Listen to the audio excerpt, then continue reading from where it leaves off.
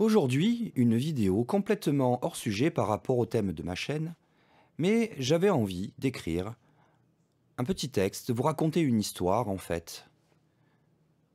Et ceux qui ont les références, vous allez vite comprendre de quoi je parle. Quant aux autres, je vous invite à essayer de trouver de quoi je parle. C'est assez intéressant. Aujourd'hui, je voudrais vous raconter une histoire qui est arrivée. Une histoire pleine de rebondissements, un de ces récits bien hallucinants. J'écoutais d'une oreille distraite un de ces youtubeurs qui est à la fête, un Serbe quelconque qui donne son avis, en lisant des articles et en racontant sa vie. Tout y passe, des différents sujets, faisant feu de tout bois, mais avec majesté, des fois pertinent, des fois bon enfant, d'autres fois provoque, mais toujours en étant galant. C'est alors qu'un chevalier blanc, verbe haut, brandissant un marteau puissant, vint à commenter des propos luisants, sortis d'un contexte pourtant évident. Le Serbe débonnaire et joufflu prit à la rigolade les remontrances et voulut apaiser la situation par quelques discussions, quelques blagues et quelques narrations. Le divin parangon, drapé de sa juste détermination, ne goûta point la répartie du larron, haussa le ton, leva le menton, bascula dans la menace de l'éradication. Il pointa sur le Serbe un gros doigt vengeur, car pas de rédemption pour ce sombre pécheur. Il doit se soumettre ou vivre dans la terreur, car il n'y a qu'une voie à suivre, et c'est celle du quêteur. Les deux communautés se mêlèrent du conflit, chacun se rangeant derrière son poulain à lui. Progressivement, partout des disputes éclatèrent, et l'ambiance devint petit à petit délétère. Le Serbe, tout en appelant au calme, rendait coup pour coup, car il considérait infâmes les campagnes de calomnie et de harcèlement dont il était victime dans ce déferlement. Le camp adverse n'était pas en reste. Il jouait les victimes agrestes. Entre deux insultes peu chevaleresques, il tentait de faire taire le barbaresque. C'est alors qu'un raton laveur afghan se dit qu'il serait bien et intelligent de régler ce conflit par la discussion.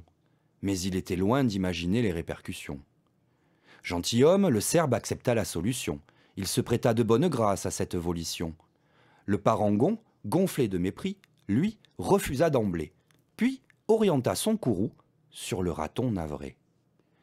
Le raton tenta un moment d'apaiser le parangon, mais sa patience prit fin face à l'agression. Il décida alors de se ranger du côté du Serbe, mais la riposte du camp du bien fut plus qu'acerbe. Le parangon finit par se murer dans le silence, laissant ses lieutenants reprendre les offenses.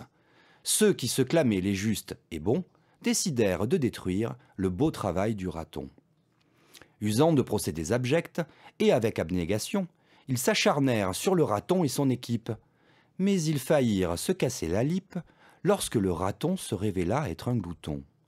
Un serval, ne lâchant rien, pugnace et dur, se relevant à chaque coup et suivi d'amis fidèles, ils décidèrent de rassembler les témoignages obscurs des victimes de cette inquisition modèle.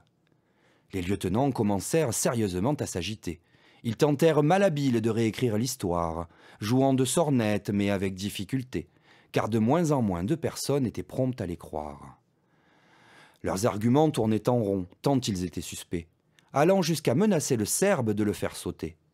Tirant tout azimut sur quiconque se mêlerait de l'aventure, hommes, femmes, enfants, ils n'en avaient cure. Oubliant leur combat originel, piétinant leurs valeurs réelles, ils tentèrent de défendre l'indéfendable, suivant aveuglément leur leader peu affable. L'histoire n'est toujours pas finie. Elle risque bien, hélas, de durer encore, et bien malin qui prédira la sortie. Mais toute l'équipe du raton va frapper fort. Pour Noël, il prépare un beau cadeau, dédié aux faux chevaliers de ces temps modernes, qui, pour quelques mots maladroits sur un réseau, ont totalement sombré dans la folie et dans la haine. Bien que pas terminée, cette histoire a une leçon. Beaucoup cachent derrière de beaux discours leurs tristes actions. À cette époque où les repères et les valeurs sont troublés, ce qui brille le plus de vertu ne masque en fait qu'obscurité.